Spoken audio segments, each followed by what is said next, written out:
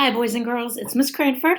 I'm going to read to you the story Clever Beatrice. It is a trickster tale because that's how I roll. I'm going to have to take my picture down. I just wanted to look at you guys and tell you good morning or afternoon, I guess, depending on when you're watching this. And I'm going to read Clever Beatrice. Sure, she was little, but Beatrice loved riddles and tricks, and she could think fast on her feet. Sharp as a tack, her mother said. The neighbors would wave as she passed by and say to each other, "She's a clever one, that Beatrice." One day, her mother put a bowl of porridge in front of Beatrice and said, "Eat, eat, my girl, but not too fast. This is the end of our porridge." Her chin trembled as she sat down to her own small bowl. Beatrice ate slowly, thinking of how she might help her mother. Finally, she said, "It is time for me to go out into the far north woods and get some money." Her mother sighed. "There are only two ways to get money up here," she said. "One way is to cut down the trees with the lumberjacks, and that is not work for a little girl." "What is the second way?" asked Beatrice. "There is a giant on the other side of the woods," her mother said. "A rich giant who loves to gamble on his own strength." She sighed again. "But you are only a little girl, you." "Is the giant smart?" Beatrice asked. "When you are a rich giant," her mother said, "you do not have to be smart." Beatrice thought about this. The very next day, she kissed her mother goodbye and walked away from the village into the deep woods, through a forest of white pines and copper hills, farther than she had ever walked before. Finally, she came to a wall of pine trees at the bottom of a hill, where she watched some lumberjacks sawing down the biggest tree of all. Just as the tree fell down, whoosh, bang! The lumberjack called out, "Day's over!" and waved goodbye to Beatrice. Beatrice waved back and then kept walking, all the way up the hill. At the top was a huge log cabin. Beatrice found the giant sitting against the side of the cabin, taking in the late afternoon sun. She came straight away beside him and said in her loudest, bravest voice, "Good morning, Mr. Giant, sir. I have come to make a bet with you." The giant opened one eye and looked down at Beatrice. "What kind of bet from such a little girl?" he asked. Beatrice took a step closer and made a fist no bigger than a walnut. "I bet 10 gold coins," she said, "that I can strike a blow harder than you." The giant thought this was very funny. He stood up and laughed, showing off his height and belly. Then he made a huge fist with his own hand and held it next to Beatrice's. What should we strike with our mighty fists to make our bet?" he asked. Beatrice looked at the giant's cabin and pointed to his front door, a door as big as a boat, made of long planks of pine. "Let us strike against your front door, we two. The hardest blow will win the bet." "Oh, you are making a big mistake, you," the giant chuckled.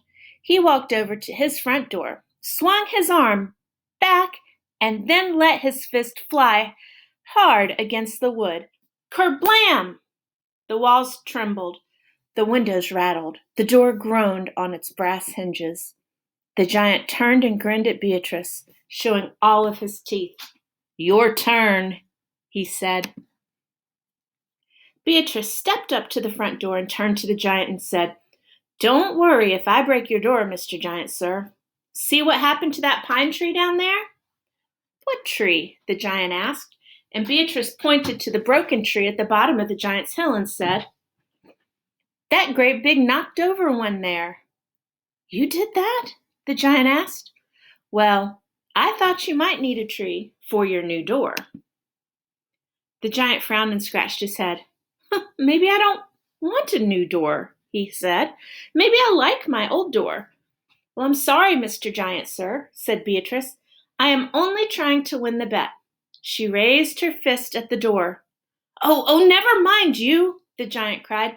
Don't break my door. I would rather just give you the money. Beatrice said, If you insist. The giant gave her 10 gold coins. He was not one bit happy about it. He walked outside the cabin behind Beatrice, shaking his head. Let us have another bet, we two, he said. We will walk down to my well and carry back some water for my stove. If you can carry more water than me, I'll give you 10 more gold coins. But if I carry more than you must give me back my money. I accept, said Beatrice. When they reached the well, the giant filled many buckets with water, 6 on each arm. Well, Beatrice took a big rope from beside the well and began to wrap it around the well, around and around. What are you doing? Asked the giant. Oh, I am not going to bother carrying those buckets one by one, Beatrice said. I would sooner pull out the whole well. But if you pull out my well, the giant cried, then I will not be able to get water for my stove. Oh, I cannot help that, Mr. Giant, sir, Beatrice said. I am only trying to win the bet. Leave the well where it is, the giant said. It is not worth losing my water. Beatrice said, If you insist. The giant gave Beatrice 10 more gold coins, but he was even more unhappy about it. He scratched his head and tugged his beard and then led Beatrice farther into the woods until they came to a clearing where a huge iron bar lay on the ground.